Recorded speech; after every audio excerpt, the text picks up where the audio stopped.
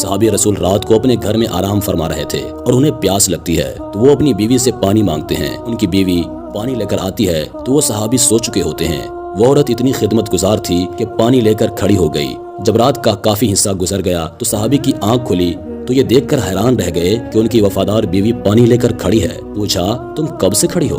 उस सहाबी औरत ने जवाब दिया कि जब आपने पानी मांगा था मैं पानी लेकर आई तो आप आराम फरमा चुके थे, इसलिए मैंने आपको जगाकर आपके आराम में खलल डालना मुनासिब ना समझा और सोना भी गवारा ना किया, क्योंकि मैंने सोचा कि मुमकिन है कि फिर आपकी आंख खुले और आपको पानी की तलब हो और कोई पानी देने वाला ना हो, कहीं खिदमत गुजारी और वफादारी में कोताही ना हो जाए, इसलिए मैं सारी रात पानी लेकर खड़ी रही। जरा सोचिए, आज भी कोई ऐसी वफादार औरत मिलती है? आज अगर खावंद पानी मांगे तो बीवी 100 बातें सुनाती है, लेकिन इन औरतों की वफादारी भी देखो। जब उस औरत ने यह कहा कि मैं सारी रात खड़ी रही तो उस सहाबी की हैरत की इंतहा न रही। वो फौरन उठकर बैठ गए और बहुत खुश हुए और अपनी बीवी से कहने लगे, तुमने खिदमत की इंतहा कर दी है, अब मैं तुमसे इतना खुश हूँ कि आज तुम मुझसे जो मांगोगी मैं दूंगा।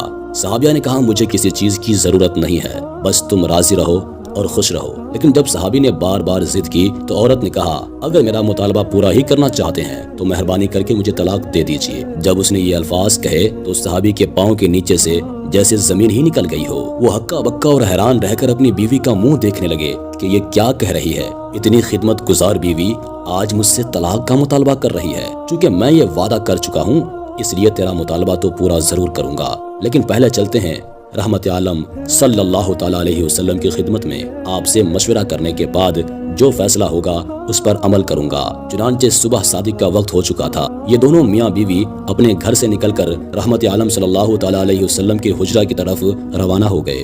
रास्ते में एक गड्ढे में सहाबी का पाँव फिसल गया और वो गिर गए। बीवी ने हाथ पकड़कर सहाबी को उठा लिया और कहा कि आपको चोट तो नहीं आई? सहाबी ने कहा, और तो कुछ नहीं, अलबत्ता पाँव में तकलीफ है। सहाबी औरत ने फरमाया, चलो वापस घर चलते हैं। सहाबी ने कहा, अब तो करीब आ चुके हैं। सहाबिया कहने लगी, नहीं वापस चलो। चुनांचे जब वापस घर आए तो सहाबी ने पूछा कि मुझे तो समझ नहीं आई कि सारा माजरा क्या है। सहाबिया ने कहा, मसला ये है कि मैंने किसी से सुना है कि जिसे सारी जिंदगी में कोई तकलीफ न हो उसके ईमान में शक है, क्योंकि जो भी ईमानदार होगा, हक की राह का मुसाफिर होगा, उसे तकलीफ जरूर होगी। मुझे तो आपके साथ रहते हुए 15 साल का अरसा हो चुका था, लेकिन आपको कभी सर में दर्द भी नहीं हुआ था, इसलिए मुझे शक हुआ और मैंने सोचा कि ऐसे आदमी के निकाह में रहने का क्या फायदा जिसका ईमान ही मशकूक हो, इसलिए मैंने तलाक मांगी थी। लेकिन जब रास्ते में आपके पाँव में चोट आई तो मेरा शक रफा हो गया कि अल्हम्दुलिल्लाह आप तकलीफ में आजमाए गए और आपने उस तकलीफ पर सब्र किया। प्यारे दोस्तों,